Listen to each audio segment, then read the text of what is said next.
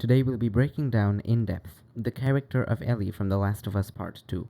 We'll analyze the primary motivations behind her actions in the story and study the evolution of her character over the course of this game.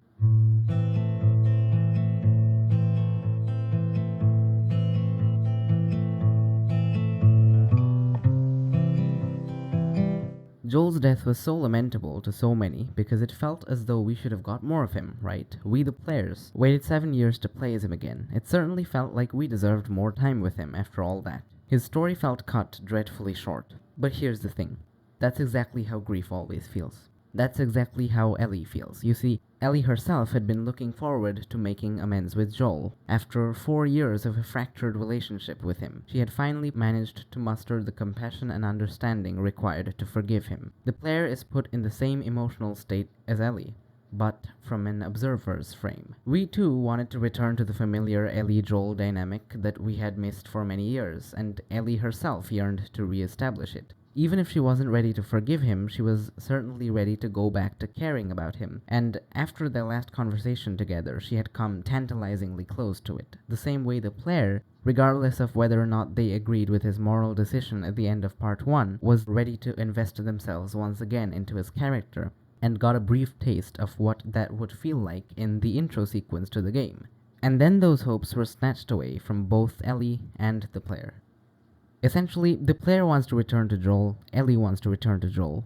The player has waited a long time to be able to do this, Ellie has waited a long time to be able to do this. The player got a taste of what it would feel like to be reunited with Joel at the beginning of the game. Ellie got a taste of what it would feel like to be reunited with Joel at what may be considered the beginning of the story. The player has had all these hopes shattered, Ellie has had all these hopes shattered. The player feels robbed and deprived, Ellie feels robbed and deprived.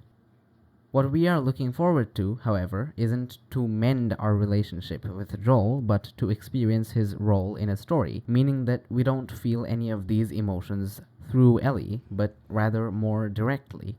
This is a recurrent method the game uses, that is, producing the same emotions within the player and the same attitudes towards situations as Ellie herself possesses, but without using her character as an intermediary. That's another reason why the loss of Joel felt so personal instead of a tragic incident in a fictional character's world. Ever since her losing Riley, living with survivor's guilt has been Ellie's greatest struggle. Prospects of a happy life with friends and community, the way Joel envisioned for her, must feel so wrong on so many levels. To let go of this guilt felt disrespectful to all the lives that had been taken in place of hers, but letting it go was the only way for Ellie to be happy. Her unrelenting hatred for Joel was a defense mechanism that allowed her, by severing ties with a man that made letting go a necessity for her happiness, to pretend that this wasn't the case at all, and avoid confronting the reality that she needed to find her purpose in life in ways beyond what survivor's guilt would allow. So you see the fragility of it all. Her resentment towards Joel did not stem from a misunderstanding of his intentions and the emotions that induced him to save her. Not even from her lacking love and compassion towards him. It was only a way of running from the truth. Ellie's obsession with revenge throughout this game was her way of avoiding yet another confrontation with reality, in acknowledging that the weight of her fractured relationship with Joel fell as much upon her shoulders as upon his. Revenge allowed her to deflect the responsibility onto Abby, an external factor. But at the end of the day, this fixation with revenge stemmed from her inability to forgive herself for failing to mend her relationship with Joel.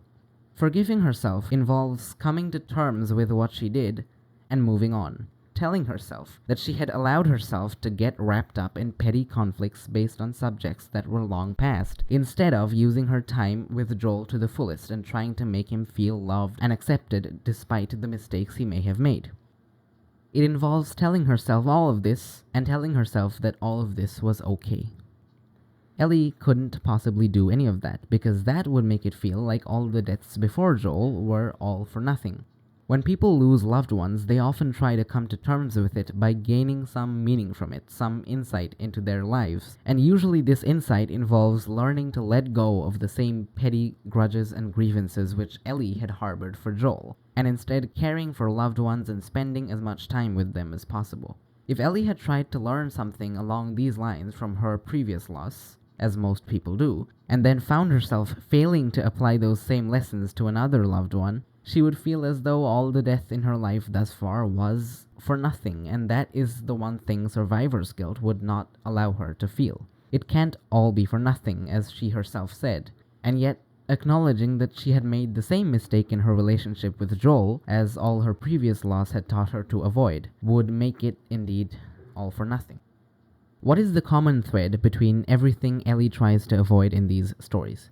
She has run from the reality that she needs to let go of the obligations she feels to the people who died in her place and find meaning in life differently.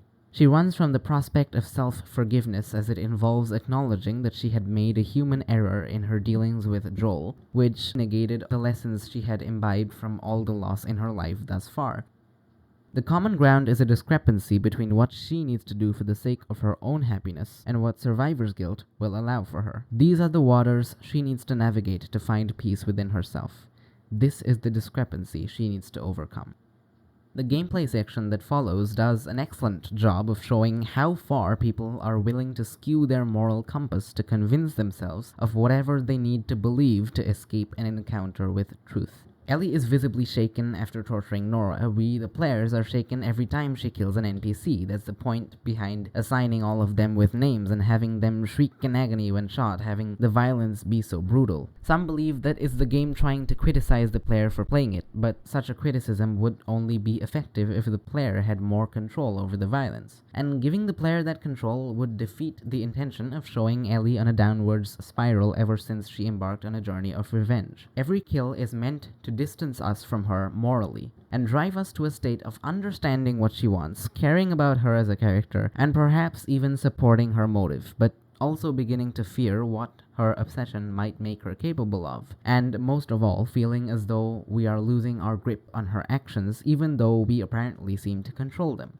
This is exactly how Ellie feels when she murders Nora. She too feels as though she is losing her hold on herself, even though she is the one doing all the killing. And this is primarily because she is motivated by factors which she herself does not understand or recognize, and thus factors which she cannot fight or control. And so the game manages to make us feel exactly how Ellie feels by means of distancing us from her, which would otherwise sound absurd, but this story makes it work. This is another application of the method we discussed earlier. Is that okay? It has to be.